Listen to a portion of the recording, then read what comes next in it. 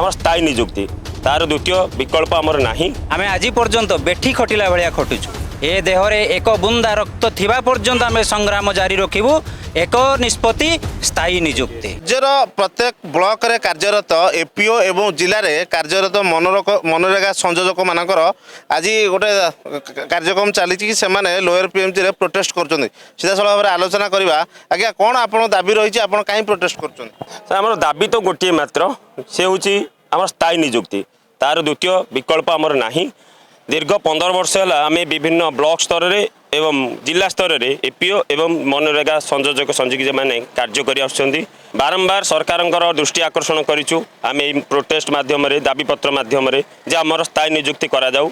सरकार विभिन्न योजना जहाँ रही आम कार्यकारी करुँ। आम निज योजना सहित जितेबाला जहाँ बन्या बात्या मरुड़ी इलेक्शन जहाँ आसला आम सरकार को आज्ञा को शिरोधार्य कर पालन करूँ। किंतु आमर गोटे दाबी सेटा आज पर्यंत पूरण कले ना। से आम बाध्य होई सरकार को आमर प्रोटेस्ट मध्यम प्रतिवाद मध्यम दृष्टि आकर्षण करने जे आमको स्थायी निजुक्ति करा जाऊ। 2011 मसीह अद्यावधि आज पर्यंत दीर्घ 15 वर्ष धरी पंचायत कार्यालय स्तर में ब्लॉक स्तर में एवं जिला स्तर में कार्यरत एपीओ एवं एमसी मानू सेमानकर न्याय दाबी फेरई दि जाऊ। से नियमित करा जाऊ।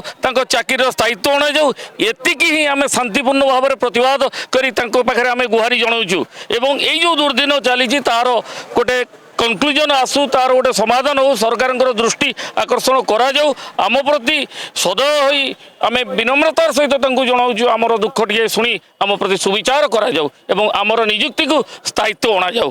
दीर्घ 15 वर्ष है आम काम करुछु ब्लॉक स्तर रे जिला स्तर रे किंतु दुखर विषय सरकार पाखरे आमर ना पहुँची पारुनी।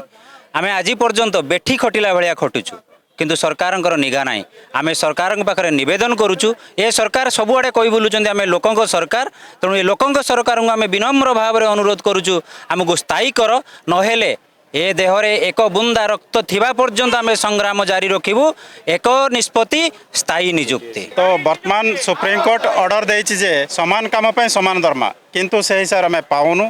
तो समान योजना रे आमर सीपी जीआरएस एवं जीपीटी मैंने नियमित हेलेनी केवल आमे ही रही जाइछु। सरकार आम प्रति दृष्टि देउना। तो आपण माध्यम आम अनुरोध करुछु जे सरकार आमको नियमित करा जाओ। यही आमर दाबी सर आमर अनिर्दिष्ट काल पे आम दाबी जितेबाला पर्यंत आमर दाबी जदि पूरण हेबनी अनिर्दिष्ट काल पे आम कार्य बंद आंदोलन पर निष्पत्ति नहीं। निश्चित रूप से आप शुणुले जे ब्लॉक कार्यालय कार्यरत एपीओ एवं जिले में जो मैंने मनरेगा कोऑर्डिनेटर मैंने अच्छा से बहु संख्यार आसी लोअर पीएमजी प्रोटेस्ट कर स्थायी निजुक्ति एवं उचित उपयुक्त दरमा से दाबी कर स्थायी निजुक्ति न कले आगामी दिन में अनिर्दिष्ट काल पर्यंत यही भाव में से आंदोलन बसवे और सरकार जो मनरेगा कार्यक्रम को सहयोग करेंगे ना। भुवनेश्वर भिडियो जर्नलिस्ट स्वाधीन सहित विश्व श्री सरकार न्यूज।